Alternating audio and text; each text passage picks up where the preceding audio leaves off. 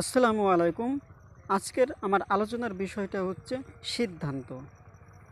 আসলে সিদ্ধান্ত কি? সিদ্ধান্ত এটা কিন্তু এক বিশাল বড় বিষয়। আর আমাদের জীবনটা সার্থক কিংবা আমাদের জীবনটা সুখী সমৃদ্ধিশালী করতে চাইলে অবশ্যই সিদ্ধান্তের ভূমিকা অপরিসীম। আমরা দেখা যায় অধিকাংশ মানুষই অসুখী। তার প্রধান কারণ হচ্ছে আমরা সঠিক সিদ্ধান্ত নিতে পারি না। অবশ্যই আমাদেরকে এই বিষয় লক্ষ্য রাখতে হবে। বিশেষ করে আমাদের যে পার্সোনাল ব্যক্তিগত জীবনে অবশ্যই নিজের সিদ্ধান্ত নিজেকেই নেওয়া উত্তম। আমরা সাধারণ মানুষ মনে করি যে আমাদের জীবনের একটা বিষয়, এটা অনেকের কাছে শেয়ার করা উচিত, অনেকের কাছ থেকে অনেক পরামর্শ নেওয়া উচিত।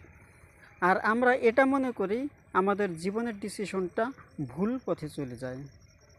তার কারণ হচ্ছে অনেকের কাছ থেকে পরামর্শ নিলেই যে একটা ভালো ফল পাবেন, এই ধারণাটা সম্পূর্ণ ভুল। তার কারণ হচ্ছে আপনি 10 জন মানুষের কাছ থেকে 10টি পরামর্শ নিলেন, দেখা গেল আপনাকে 2 জন দিল ভালো পরামর্শ আর 8 জন দিল খারাপ পরামর্শ। আপনার সাধারণ জ্ঞানে আপনি কিন্তু ওই খারাপ পরামর্শটাই বেশিরভাগ বেছে নেয়। বেশিরভাগ মানুষই এই খারাপ পরামর্শটাই বেছে নেয়। তারা ভালো পরামর্শ কোনটা সেটা কিন্তু বোঝে না। কোনটা ভালো পরামর্শ এটা বোঝার মতো জ্ঞান কিন্তু অধিকাংশ মানুষের নাই। তাই অবশ্যই সঠিক সিদ্ধান্ত নিতে হলে নিজেকে বিশ্লেষণ করার ক্ষমতা থাকতে হবে, নিজেকে যৌক্তিক পর্যালোচনা করার মতো যোগ্যতা অর্জন করতে হবে। নিজের সফলতা, নিজের ক্যারিয়ার উন্নয়ন, সাফল্যের জন্য অবশ্যই নিজেকে সঠিক সিদ্ধান্ত নিতে হবে। যতটা আমি বা আপনি সঠিক সিদ্ধান্ত নিতে পারবো, ততটাই এই ইহকাল এবং পরকাল উভয় জগতের জন্যেই সফলতা লাভ করব। আমরা অন্যের সমালোচনায় পড়ে, অন্যের কথায় আমরা নিজের ভবিষ্যৎকে নষ্ট করতে পারি না। নিজের জীবনটাকে সার্থক করতে হলে সিদ্ধান্তটা নিজেরই নিতে হবে।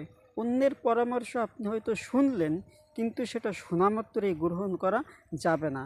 সেটাকে বিশ্লেষণ করতে হবে, সেটা নিয়ে আপনার ভাবতে হবে যে আমি 10 জনের কাছ থেকে একটা বিষয়ে পরামর্শ চাইলাম, 10 জন 10 প্রকার কথা বলল, এর মধ্যে কোনটা সবচেয়ে বেস্ট সেটা বোঝার মতো জ্ঞান অর্জন করতে হবে।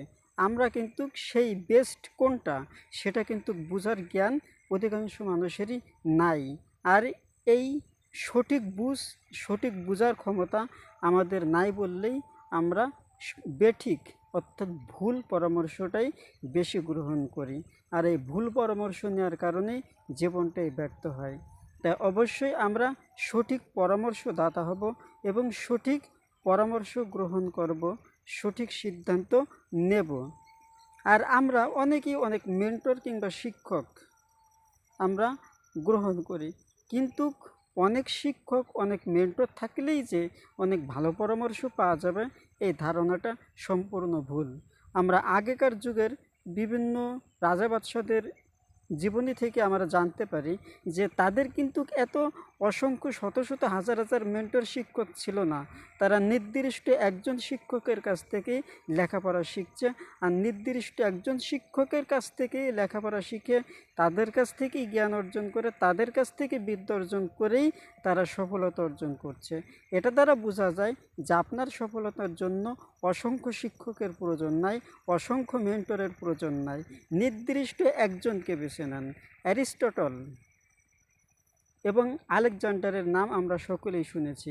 আলেকজান্ডার যেরকমটি অ্যারিস্টটলের ছাত্র ছিলেন, তেমনি আমরা যদি আলেকজান্ডার হতে চাই, অবশ্যই আমরা অ্যারিস্টটলের মতোই শিক্ষক গ্রহণ করব, অ্যারিস্টটলের মতোই শিক্ষক গ্রহণ করব। অবশ্য আমরা যেহেতু মুসলিম, আমরা অবশ্যই বিশ্বনবীকে অনুসরণ করব, বিশ্বনবীর আদর্শ পালন করব এবং আমরা অনেক পীর আউলিয়াদের শরণাপন্ন হই।